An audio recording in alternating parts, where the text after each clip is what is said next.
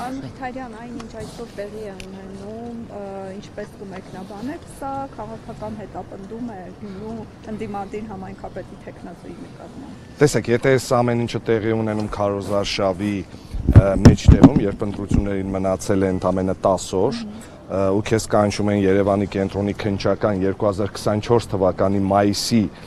ճանապարհատրանսպորտային ինչ-որ մի ակտի հետ կապված, քաղաքական հետապնդում է թե չէ, կմտնենք փաստաբանից հետ դուրս կգանք Երևա, բայց որ սա քաղաքական ուղղորդված ակցիա է, դա վստահաբար այդպես է։ Պարոն Մխիթարյան, ինչ եք արել, որ ինչ մեղք եք գործել, որ ձեզ բերել են։ Մխիթարյանին հենდիկ չկարողացան բերել այդտեղ ստադիոն խաղալու, ձեզ այլ Մխիթարյանի բերեցին կողքի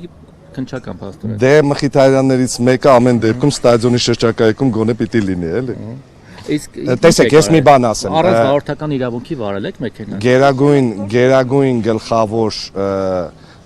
քնձխը երբ եկել էր Գյումրի, Լաչառավարի հայտարարում էր, որ քարոզարշավին մասնակցում են տեխնացուներ, որոնք փորձում են պահել իրենց թալանած գույքը ինչ որ 300-350 միլիոն դոլարի։ Դե հիմա պարզվում է, ես մի հատ ակտ կար, այդ ակտի համար եմ ինչ որ մտել, որը չգիտեմ էլ։ Ես չգիտեմ, հիմա մտնեմ տեսնեմ էլի։ Իսկ այսինքն դուք առանց վարորդական իրավունքի համար ես չգիտեմ ինչի համար են կանչել։ Բայց դեպքին քննիչը որ ձեզ զանգել է, շփում եք իրար հետ, չասած ինչ որ ակտ ունեք։ Դե ասեց ակտ, բայց ինչ ակտ է, չգիտեմ ինչի մասին։ Ինձ օրինակ քննչական կոմիտեից պատասխանել են, նախ ասել են որ ձեզ չի ճանաչել քննիչը Արփինե Դավթյանը, բայց ասացին նաև որ ինչ որ վարչական իրավախախտումներ եսին որ հոդվածի հետ կապված դուք 6 ամիս զրկված եք եղել վարորդական իրավունքից եւ հետո վարել եք այդ զրկված վիճակում։ Ես զրկված եմ եղել 2023 թվականի դեկտեմբերի 22-ից մինչև 2024 թվականի հունիսի 22-ը, հունիսի 25-ին ստացել եմ իմ վարորդական իրավունքը հետ եւ վարում եմ մեքենան 11 ամիս։ Իսկ ինչ եք զրկվել, ինչ ա եղել։ Շատ հայկական պատմություն, բալերս պրծել էր։ Ոչինչ, հեսա Ալեն Սիմոնյանը կավելացնի բալերը։ Դե բա շուտ ավելացներ։ Չհասցրել, հատուկ արեց, որ Դե ամեն դեպքում կմտնենք իմանանք, իմ համար ծիծաղելի է, որովհետեւ 11 ամիս էս ամեն ինչի մասին չխոսել ու կանչել հենց քարոզարշավի այն ժամանակահատվածում, երբ որ ընդամենը մի 10 օր է մնացել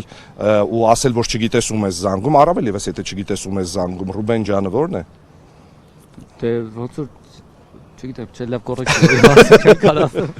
Ինչի ասել, բայց դուք էլ իր ջանով խոսեցիք։ Չէ, ես ջանով չեմ խոսում, որովհետեւ դե անծանոթ կանանց հետ ջանով խոսեմ, ինչ իմանամ։ Հասկացա։ Իսկ